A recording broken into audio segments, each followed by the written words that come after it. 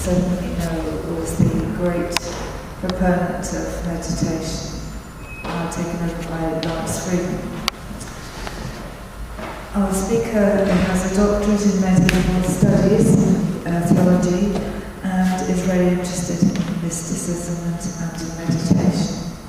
I'm hoping he'll say a bit more about himself. He currently lives in Ireland, but is back and forth. So we have some slides which he will give us. At the very end of the talk, at 1:30, anybody who would like to stay for a period of meditation, which I guess will be about 15-20 minutes, please move into the Lady Chapel there on my left, where it'll be nice and peaceful. There's no obligation whatsoever to stay, of course, but if you want to, it'll be lovely. So, without any further ado, welcome. Stefan. Hello, my name is Stefan Reynolds. Can you all hear me? I should speak up a bit, okay. That was why I wanted to stand up. My voice always seems to be louder when I'm standing than when I'm sitting, but anyway. How are you? Okay. I have to read this. It is easier standing, yes. We had a bit of an adventure with the I'm an oblate of the World Community for Christian Meditation, which is the community which John Wayne started. But today I'll explain how it developed into that, because he didn't sort of suddenly think that up when he was a young man. It sort of developed really after his death. As you see from the dates, John Wayne died a relatively young man, and the World Community for Christian Meditation developed from his vision. And I'm an oblate of that community, which means I sort of follow the Benedictine spirituality. But it's a lay community. I'm a married man. I live in Ireland and work at Cork University. There's lots of books by John Wayne and about John Wayne at the back. Fabio has come with me from London so if you, after the talk, and there's also various flyers there, you can just take the flyers, and the contact for a lady who wants to set up a meditation group in Oxford, following this tradition. So if you're interested in that, then take down the contact of Jacqueline, who's the regional coordinator here. And the books, there's also, I think there's one CD of John Wayne. John Wayne was a very good speaker, so I recommend particularly the CD, which is, I think it's just a £5 or something, and you get his voice. Because that's one thing I haven't done is shown his voice. He had a great sort of resonant voice for teaching. Anyway, this presentation, I've been going through the archives recently of John Wayne's photographs, and I've been scanning them and trying to put together something of a life of John Wayne. There is at the back a book. Some of them have already been made into a book, but this is a more complete collection of the photos. John Wayne was born, his name wasn't John at that stage, it was Douglas. He became John when he became a monk. There's a tradition to change your name when you join the monastery. When it was Douglas Wayne, was born in London. The Main family were of Irish descent, Irish and also Scottish. John Wayne's grandmother was, on his mother's side, was Scottish. But John Wayne's grandparents, on the father's side, came from Ballinskelligs in County Kerry, on the west coast of Ireland, not too far from where I live. And as a child, he would be moving back and forward between London, here he's in London, outside their family house in Hampstead, to Ballinskelligs, this sort of very rustic, windswept corner of Ireland. And this moving between countries, as you see, is a theme in John Wayne's life. He was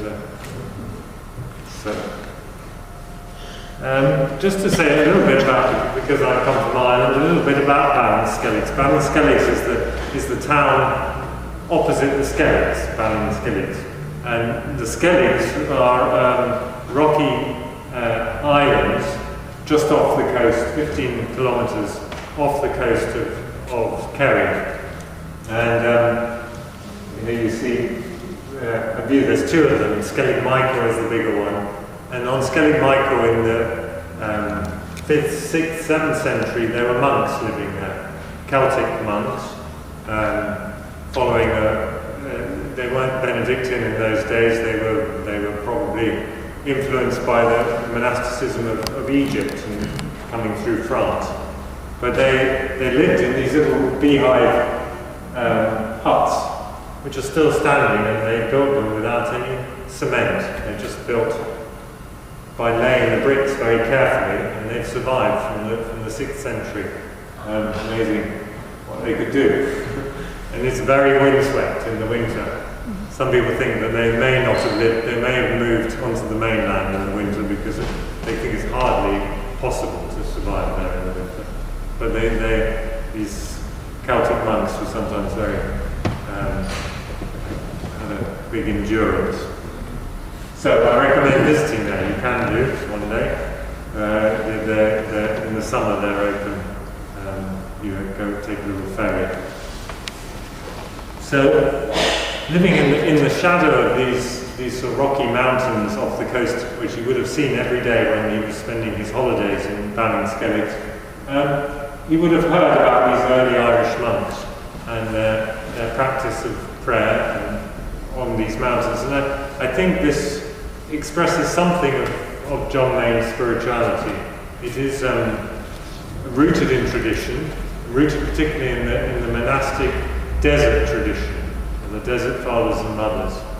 He later, as I was saying, found that was his spiritual home, which was an early monastic experience which was quite extreme in some ways. The early monks in Egypt and other places in the Middle East went into the desert and lived a very, today would seem a very austere life. And John Mayne wasn't austere in his temperament at all, but he did think we had to find a desert experience in our prayer, a very pure prayer, which let go of the complexity of modern life and went back to a simplicity, a silence, and a discipline of the desert. And I'll go on to how he developed that by recovering Christian meditation.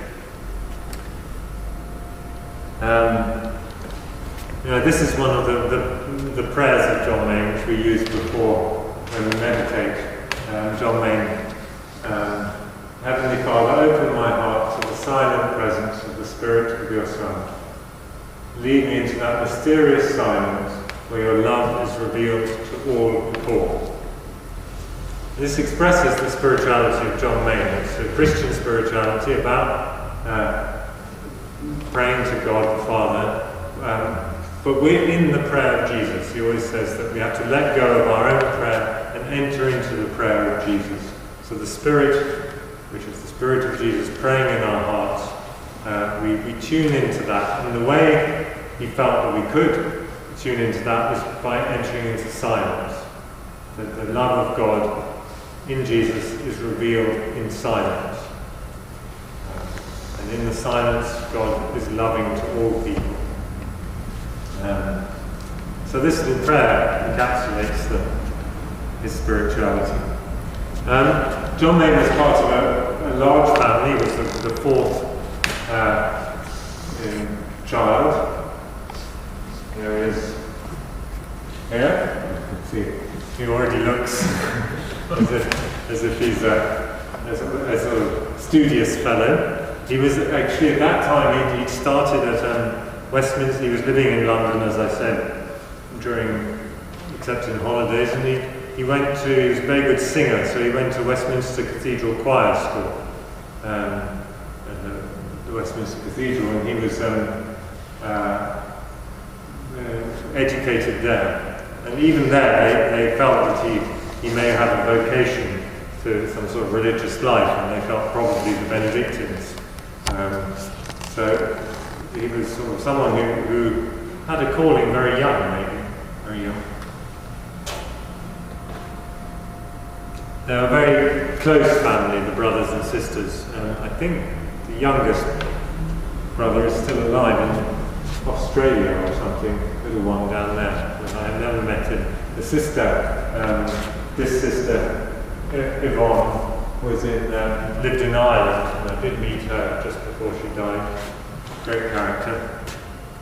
I didn't meet John Main, by the way. He died so young. He died in '82.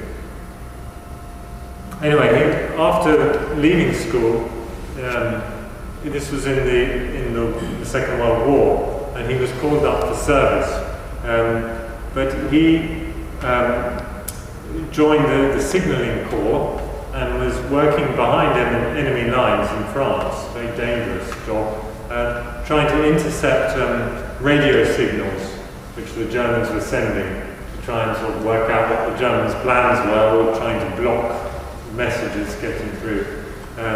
So he later says that this is some of the language he uses for sort of tuning into the prayer of Jesus.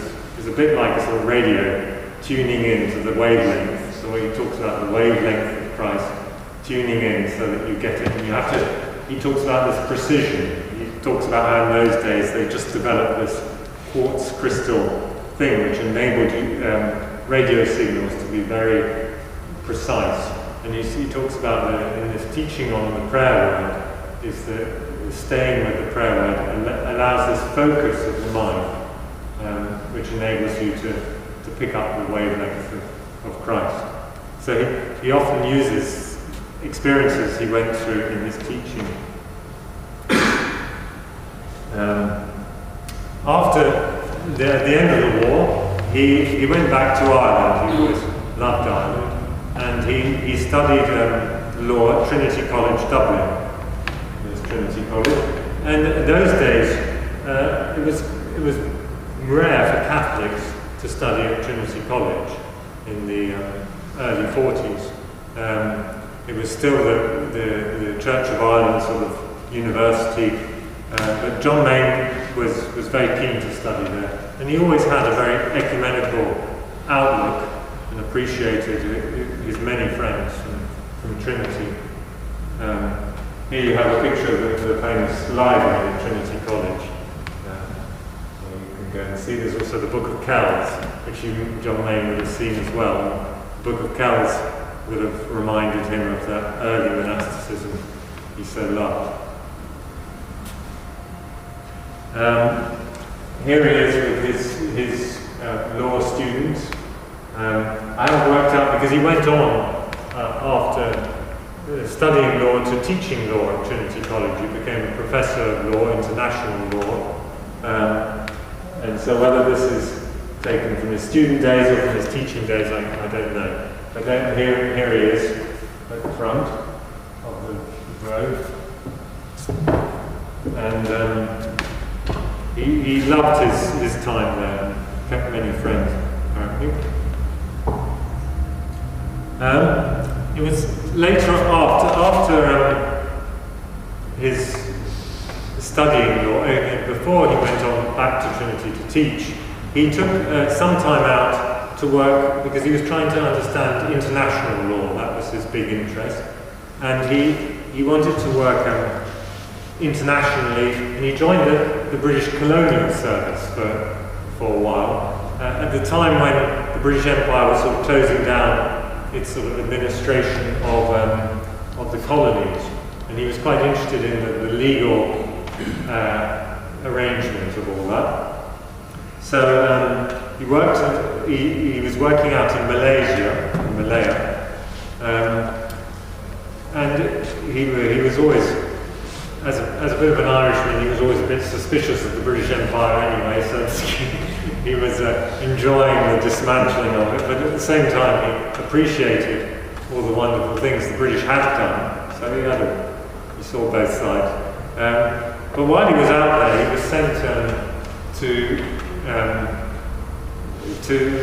give an award to a particular Hindu monk who was running a centre looking after orphans and poor people pure life society, is Swami Satyananda. And he went there and he met Swami Satyananda. There's a book at the back there called The Gethsemane Talks, where John Main talks about his Swami Satyananda, and which is a very interesting book in terms of interreligious dialogue, because the conversations between them are some models of how we can do interreligious dialogue. Because John Main was always a committed Christian and a daily mass goer at that stage, and still felt he was called to some sort of religious vocation, although he hadn't followed it through. But he found in Swami Satyananda a very holy man. He sort of entering into his presence, he knew this was a very holy man. And they were talking about how they prayed, and John Main was using a sort of Ignatian model of imaginative prayer, taking a passage of scripture and trying to imagine he was there and allowing his sort of making decisions through reflecting on scripture. But Swami Satyananda said he had a very different way of prayer. He said that when he prays, he stills the mind. And when the mind comes into stillness, he's aware of the ground of being, which he felt was God. And John Main was curious and asked Swami Satyananda if he'd teach him this. And he said the easiest way is to take what Swami Satyananda called a mantra, one word, a sacred word. But he said, take it in your own tradition. And so John Main chose a word. I'm never sure. He later came to teach the word Maranatha as an ideal prayer word. But he was encouraged to try this, and John Main felt this really helped him. It really helped him to clear his mind, to become still, and to experience the presence of God in the stillness. And he continued to practice this. And this was in the 50s, long before the Beatles and what's his name, Maharishi had made meditation famous. So this was sort of 10 years before. And so John Main was quite sort of pioneering practicing that. And apparently he didn't talk about it much, he just practiced it. And he stayed with it. He talks about his experience in the Gethsemane Talks in the back, of how he became aware that his mind was ravaged by exposure to trivia and distraction. And the moment he came to meditation, he realized how distracted he'd been. And this meditation helped him to let go of that and to become more centered, more still. Father Lawrence, who was John Main's disciple, also talks about this monkey mind level, the mind which is always jumping from one thing to the other. And the teaching John Main taught was to try and keep the mind still by using one word, one prayer word, and just repeating it. I'll come on to how he developed that. So this sort of learning attention, this is the word John Main preferred to use rather than concentration, is attention, to be attentive, so that during the time of prayer you're focusing on saying this word silently, interiorly, in your mind and heart, and giving your attention to it. And that quality of attentiveness is the great fruit of meditation. You can then be attentive to other things you're doing and to people you're meeting. And it's letting go of thinking about ourselves and learning to be attentive to life as it presents itself. It's very difficult, I'm not very good at it, but I realised that this practice, that's what drew me to it first, is learning the art of attention, which John Main said is the art of love. When we are real love is the giving of attention to someone, and loving God is being attentive to the presence of God. And the difference is distraction. Distraction is when we're all over the place.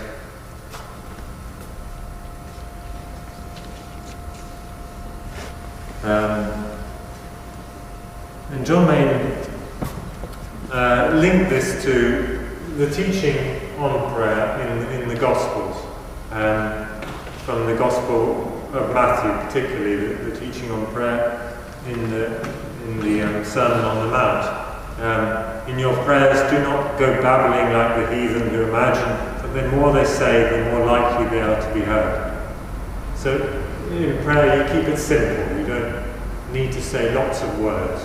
In fact, you can just say one word. You can just say God, love, or come Lord Jesus, which is what Maranatha means. So Jesus said, when you pray, go into your private room, shut the door, and pray there to your Father who's in that secret place. So prayer is also interiority, letting go of distraction, shutting the door, going into your heart and praying in the heart to God. So these sort of qualities in the Gospels which teach this prayer of simplicity, not to worry as well. That God looks after us, we have no need to worry. Anyway, after his time working in Malaysia, he came back to Trinity where he started teaching international law. He was teaching his experience working with the colonial service helped him with that. And there he is with his, dressed as a lawyer barrister, I imagine. I put this passage from Wisdom, I don't know quite why.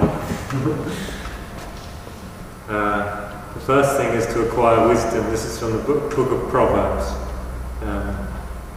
Gain understanding, though it cost you all you have.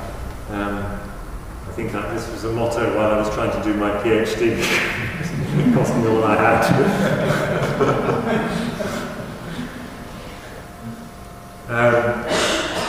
So, during this time, he still remained very close to his family.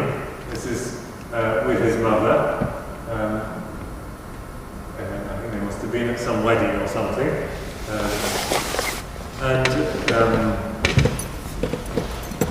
He was very close to his sisters and brothers, and particularly to his nieces and nephews.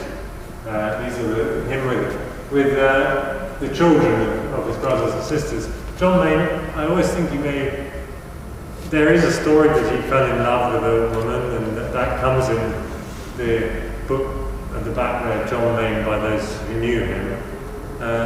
And that this is at this time when he was a professor of law, he was thinking about getting married himself. And apparently they were praying in a church somewhere, and they both felt that it wasn't meant to be. And John Main apparently told this to some people, and how painful that was for him to realise that he wasn't called to be married. But anyway, he loved children, which is something the Christian meditation community is trying to keep going by teaching meditation to children, because children respond very well to meditation. And there's a big program, you can see the leaflets at the back there on the meditatio, which is this trying to teach, practice meditation with children. But Jesus, when he wanted to teach people how to pray, he took a little child and put the child there and said, you've got to become like a child in order to learn how to pray. So in the community, it's not just teaching children, it's learning from them. So we do it quite a lot now. And that was something John Main was always someone who loved his nephews and nieces. He was a great storyteller, a great entertainer.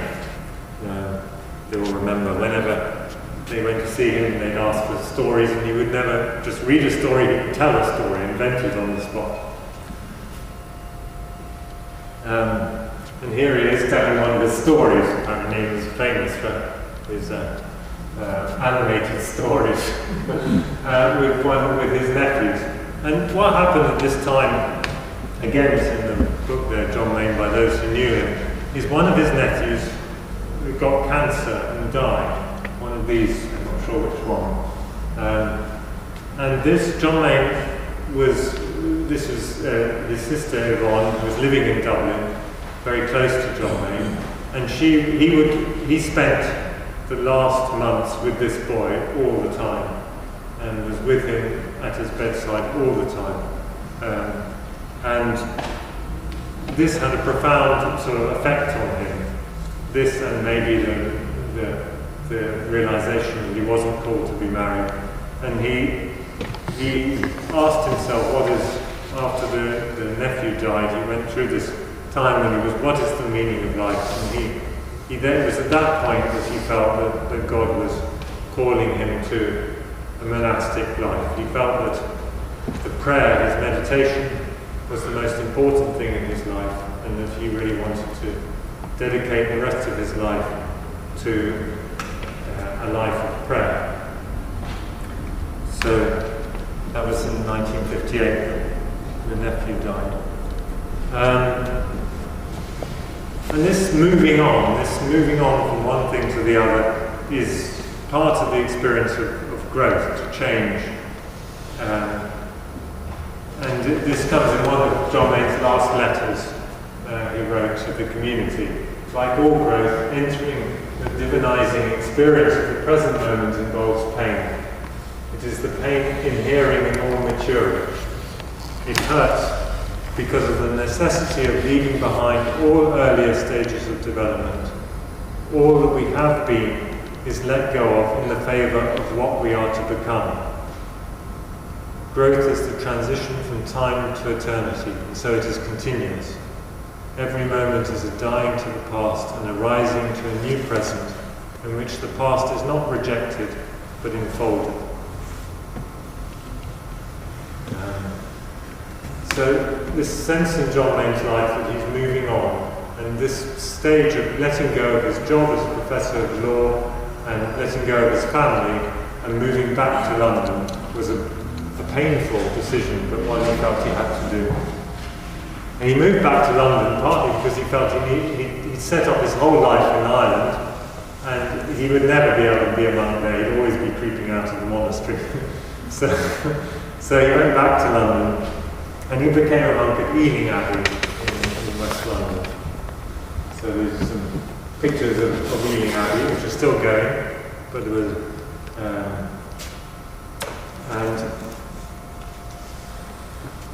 and it was there in 1959 that Douglas Mayne became John Mayne, of the Order of St Benedict. This is a slightly later picture. But he then, after this painful transition, he then speaks of monastic life as a great fulfillment for him, like finding the one you're meant to marry. He said it was like that for him. Here he is more at the age of when he did it, so in 1959, and there he is next to the abbot. And I assume these rather smart-looking boys are the schoolboys.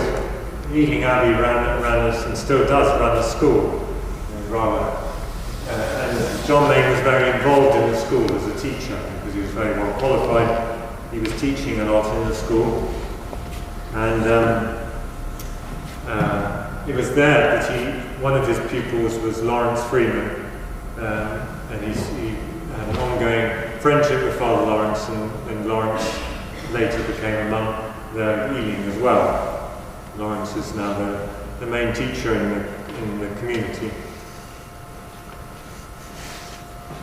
There he is as a Benedictine monk. He stayed in touch with his sisters. There we have three of his sisters. One on the end, isn't it? And these three are his three sisters, and was regularly encouraging them to visit him. He wasn't supposed to go out.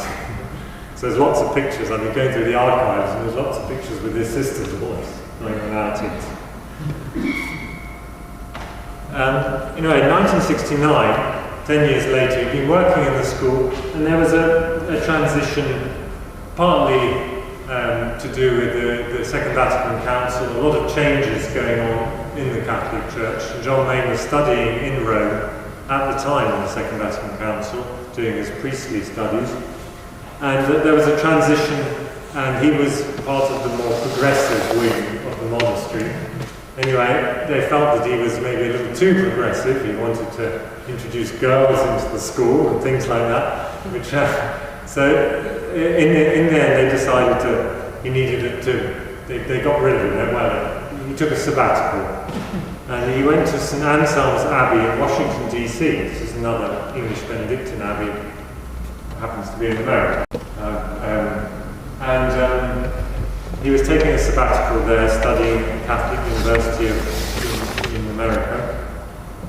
But it was there, and he ended up becoming headmaster of the school there in St Anselm's Abbey. But it was there, while he was living this very busy life as headmaster of the school, that he rediscovered his practice of meditation. When he entered the monastery in 1959 in Ealing, it says in the Gethsemane talks, he was talking to his novice master, and he was telling his novice master about how he prayed by practicing meditation. And the novice master said, well, this isn't really the normal Christian prayer, and he discouraged him. And this is he was split. And John May, out of obedience, he really wanted to live his life in obedience, gave it up, this practice of meditation, and went back to meditating on scripture in a more discursive way. And he talks about this being a desert time in terms of his prayer. He was receiving much more in his prayer in the silence than he was when he was thinking about God. So this was a desert time, but he did, out of obedience and out of wanting to follow the usual Benedictine tradition at that time, which was in fact the Jesuit tradition, he gave it up. But here in St Anselm's, a student came to asking him about Christian mysticism, and he felt he didn't have much of an answer, so he gave him a few books. And then the boy came back and said, these are marvellous books, this is wonderful. Can I pray with you? Anyway, John May was very embarrassed by all this, but then he decided that he should read these books as well. So he started studying the Christian mystics. The main one he was led to at that time was the writer John Cassian. And John Cassian was someone from the 5th century who collected the sayings and the teachings of the desert mothers and fathers in Egypt. And John May started reading and studying Cassian a lot. And Cassian was absorbed in this teaching in St. Paul gave to pray continuously. And he said, well, we can't be saying prayers continuously, so what did St. Paul mean when he said pray continuously? And Cassian says, well, he means to be attentive to the present moment, to be attentive to God's presence all the time, in whatever happens. And Cassian says that attentiveness you can have by being present to what you're doing, by being present to the people you're with, and all that is prayer. That is all prayer. And by being like that, we are praying continuously. Anyway, but then Cassian also says that in order to develop this capacity of attention, we need to have a very pure practice of prayer also in our day. And he said to take a verse, a short line of scripture, the one he recommended was, "O God, come to my aid," and to repeat this, to spend the time repeating this phrase continuously. You should say, this is from Cassian, meditate constantly on this verse in your heart. You should not stop repeating it when you are doing any kind of work or performing some service to others or on a journey. Meditate on it while sleeping, I don't know how you do that, and eating and attending to the least needs of nature. So in other words, this prayer word helps to cultivate the capacity to be attentive to what you're doing. And it is the heart of prayer. And in that, John May, this is a little thing about a little theology card, which I developed when I was teaching theology on the Monastics. This is a John Cassian, and his two books.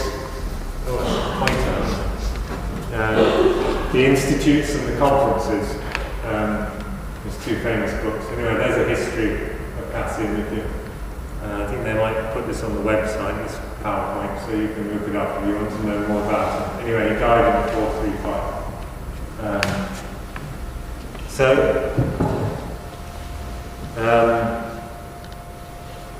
And Cassian draws on this ancient monastic practice of using a single word in prayer. Cassian's teacher was another early desert monk called Evagrius Ponticus, and he said a single word of intimacy is worth more than 1,000 at a distance.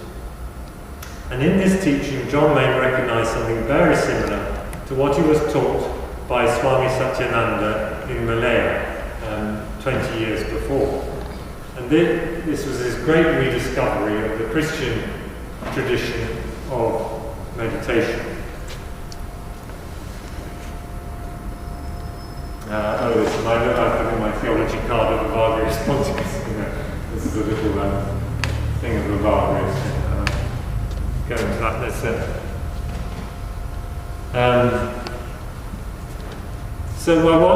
Another thing Cassian says is that to prepare for meditation,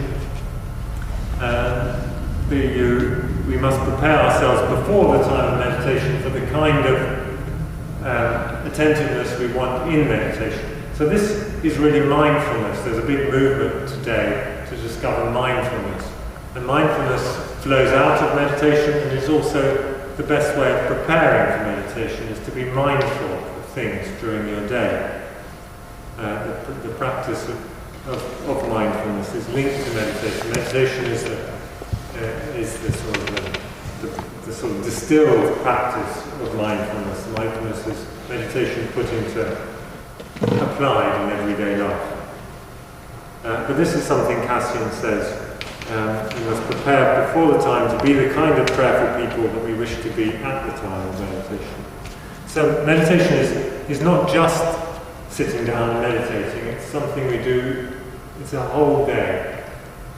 And this is what monastic life is like. John Main went on to start a lay community of people who wanted to practice this kind of meditation. And they lived a sort of monastic life. So here they are in his lay community. This is either in Ealing or later on, as I say, in Montreal. He moved to Montreal. They're having a meal in silence. And this is the sort of thing you have in monasteries. It can seem very odd to us from the outside to eat in silence. But it is this practice of mindfulness to what you're eating. And the silence in every activity, which is what monastic life is supposed to encourage. It doesn't always. Anyway, there's John Main with his... he felt that this teaching was not just for monks and nuns, but was for all people, like the Christians in the early church. They weren't monks and nuns, they were just Christians. So he taught this for the lay people. And here he is in the garden of Ealing. He went back to Ealing, and that's where he started the lay community. There he is, John Main. And that's Father Lawrence, who at that stage joined the monastery. And there he is having a barbecue.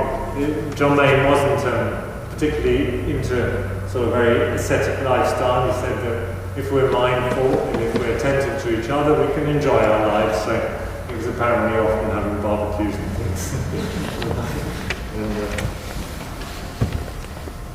In 1977, he was asked by the Bishop of Montreal, Canada, to start a monastery in Montreal, which was a very Catholic city in Canada, but was going through a lot of transitions, and the bishop felt they needed a contemplative witness in the city. And John Main was asked to do that, and he felt he'd just set up his lay community next to the monastery in Ealing, so it was another very difficult transition to let go. But he accepted it, and it was given originally first this house in Vendome Avenue, small house. He and Father Lawrence moved, and that's where Father Lawrence took his final monastic profession there. And then later on they were given a much bigger house to develop a monastery, and that was their meditation room. And it would be a monastery which revolved around the practice of meditation. So they would live a normal monastic life, but with periods of shared silent prayer. I don't know why. This is a desert mother, Ama Syncletica, one of the great desert mothers. Anyway, I put this in just as a sort of devil's advocate. She says that it's not very, just as, if you find yourself in a monastery, do not go to another place, for that will harm you a great deal. Just as the bird abandons the eggs she was sitting on, prevents them from hatching, so the meditator grows cold and their faith dies when they go from one place to another. She probably wouldn't have approved of John Lane moving, but he was moving out of obedience.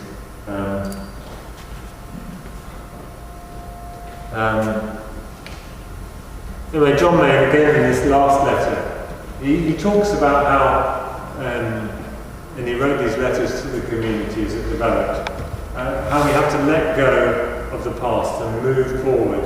Life, I think John Henry Newman said much the same thing, to be holy is to change often. And life presents things and we have to move with them. And this is sometimes difficult.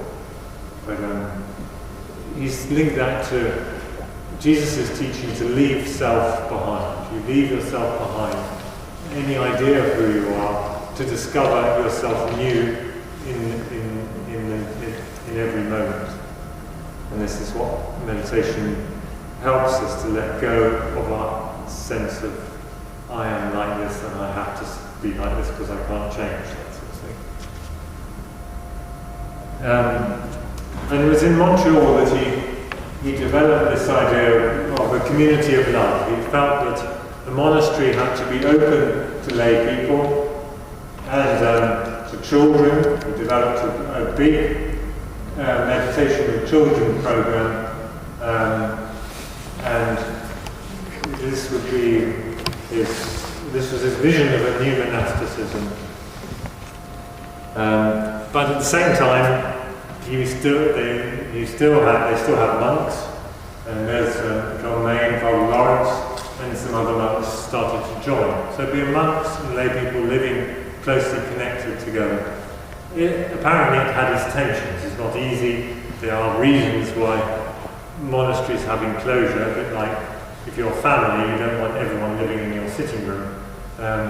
So a monastery is a bit like a family, so I sympathise with the difficulties that John Lane's vision presented, and it actually didn't survive his death. After he died, the monastery, it couldn't continue. There wasn't, Lawrence was still very young, and there wasn't anyone who could hold the challenge of that new vision together.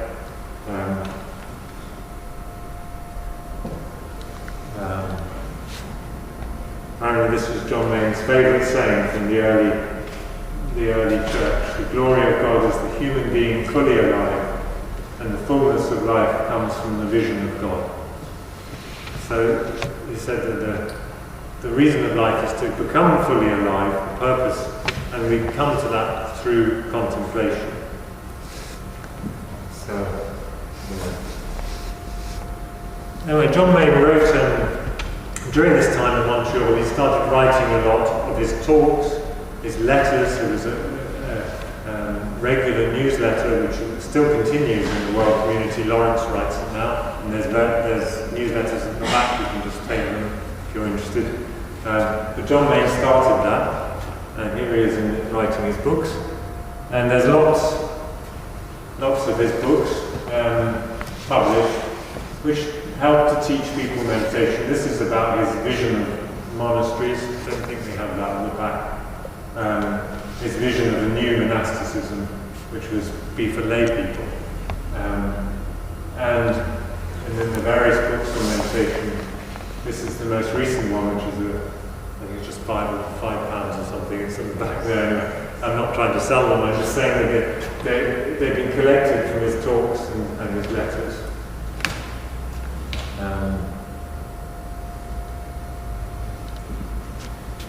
So anyway, the main focus of his teaching, great teachers often have sort of, in the end, one message which they're really trying to get through.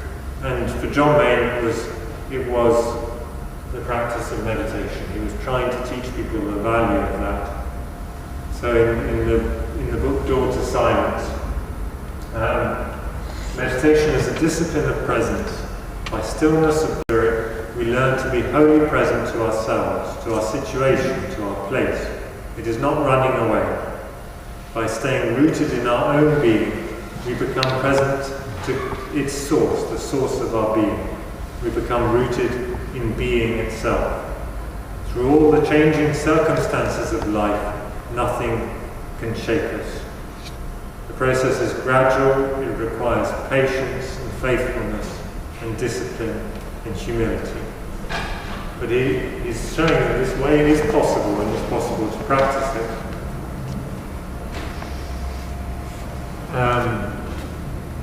But having said that, that's the focus of John Main's teaching, but there are implications to his teaching, broader implications, and one of the main things is interreligious dialogue. Well, that meditation is something which is common to all the great religious traditions. And here he is in Montreal, Vendôme Avenue, or Lawrence, with the Dalai Lama. And John Main struck up his friendship with the Dalai Lama, realizing that there's a lot we can learn from these meditative traditions, and a lot we can share at that level.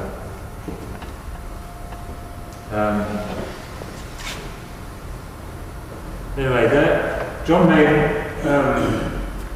so sometimes the simplicity of John Main's teaching and the implications of it are what's fascinating to watch in his writing, because he's trying to teach us how to be still.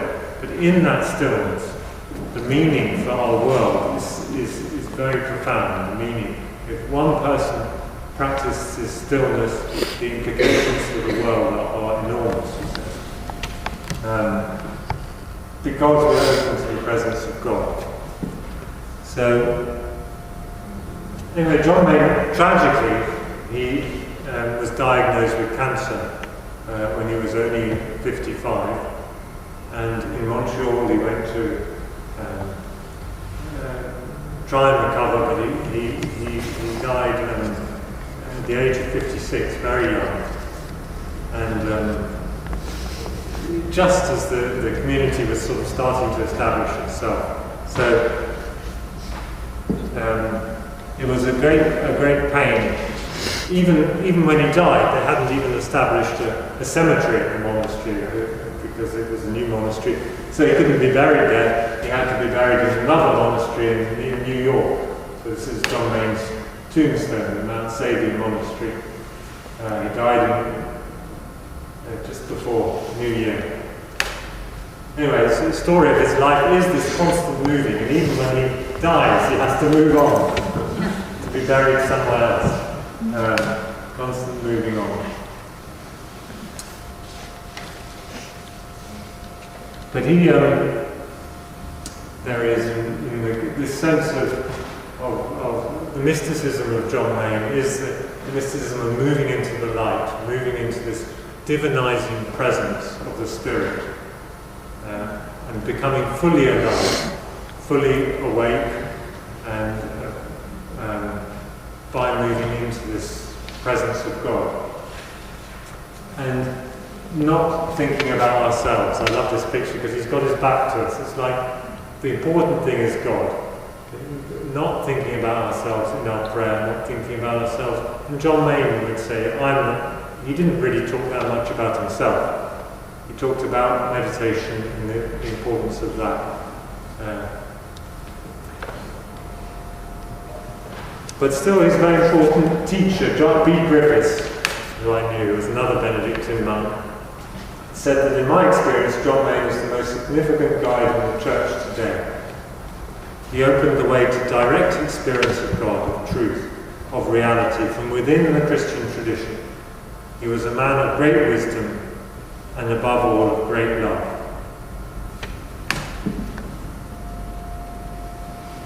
Rowan Williams appreciates very much John Main. John Main effectively put the desert tradition of prayer to work in our day. The roots of this distinctive spirituality lie deep in the 4th and 5th centuries, especially in the works of that great expositor of the desert world, John Cassian. The World Community for Christian Meditation, which continues his mission, is for me, as for many throughout the world, a taste of what a committed contemplative church might look like. But this is the last slide. For John Main, it all comes back to how to meditate, just sitting down and practicing meditation. I'll read it because his whole teaching is in this paragraph, how to meditate. And you will be invited to meditate after the talk if you'd like. But I'll read it now because you may need to leave, but it's good to remember it. How simple it is. Sit down, sit still and upright, close your eyes lightly, sit relaxed but alert. Silently, interiorly, begin to say a single word. We recommend the prayer phrase Maranatha. Maranatha. It means come Lord. But repeated as 4 syllables of equal length. Maranatha. Listen to it as you say it, gently but continuously. Do not think or imagine anything, spiritual or otherwise. If thoughts or images come, these are distractions at the time of meditation. So keep returning simply saying the word. Meditate each morning and evening for between 20 to 30 minutes. John Main. That's really all he wanted to teach. And so one of the great values of John Main is he encourages us to practice. And anything we learn, which is a real value, is something we learn from our own experience, not from anyone else's. So John Main says, learn from your own experience. So I know most people will have to leave, but if there's any questions, we have 5 minutes or so. Any questions?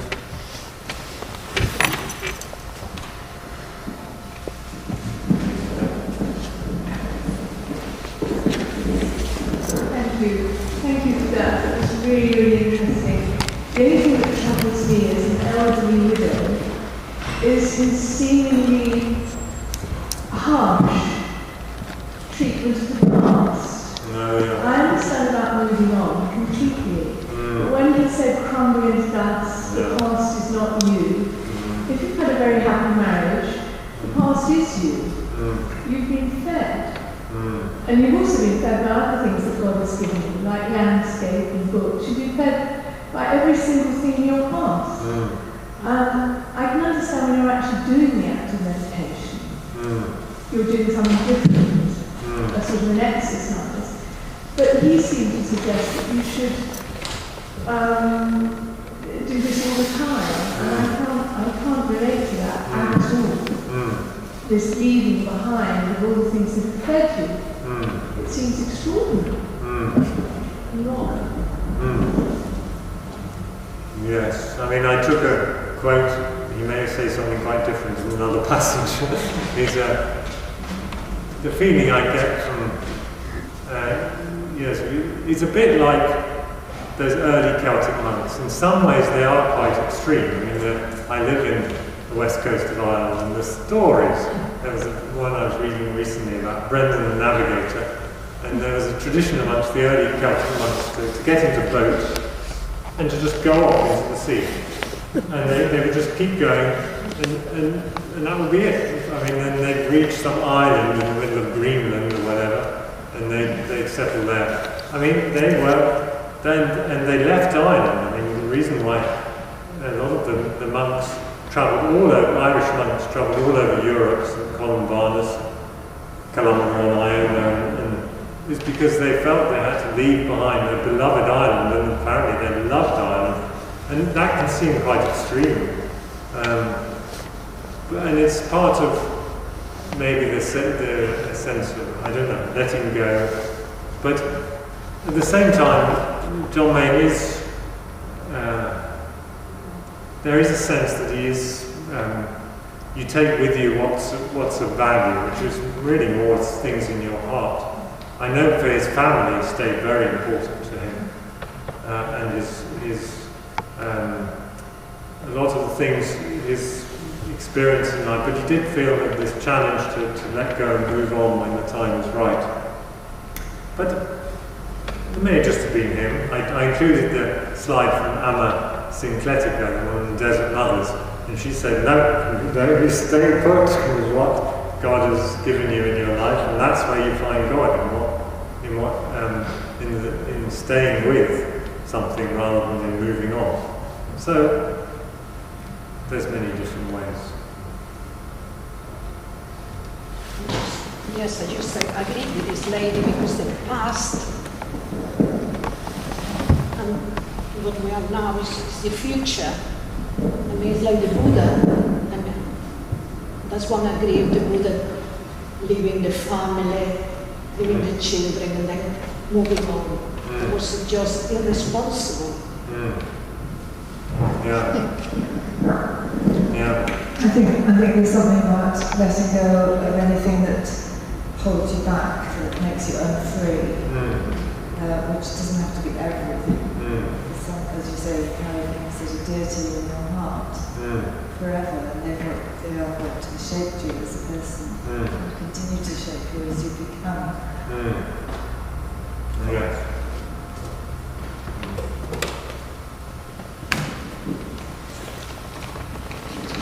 Is there any communication together? Sorry, with Thomas Merton. Yes, I mean, Merton had a bigger influence on John Mayne.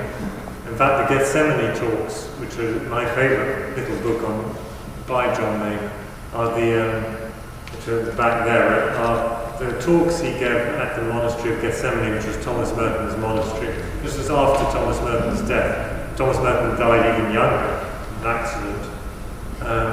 So they didn't meet, but I know that Thomas Merton had a big influence on John Mayne, and John Mayne used to make retreats, personal retreats, at Thomas Merton's hermitage at Gethsemane. That was why he knew the monks there so well. And certainly they're parallel, I mean, they're compatible sort of visions. John Mayne is more focused on, he's specifically on how to pray, whereas Merton's much broader in his writing.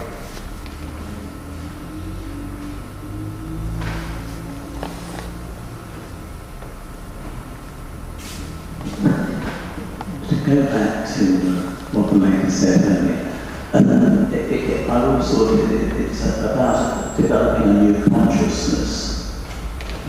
Therefore, the knowledge of the past is clearly there because it's you, but it's a new consciousness of realizing that actually your true identity is hidden in God, is in God, and moving on from that, because knowledge is one way of knowing things, but there is a different way of looking at things, which is also knowledge, and a new consciousness.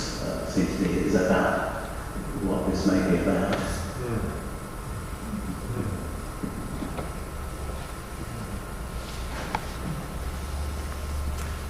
So,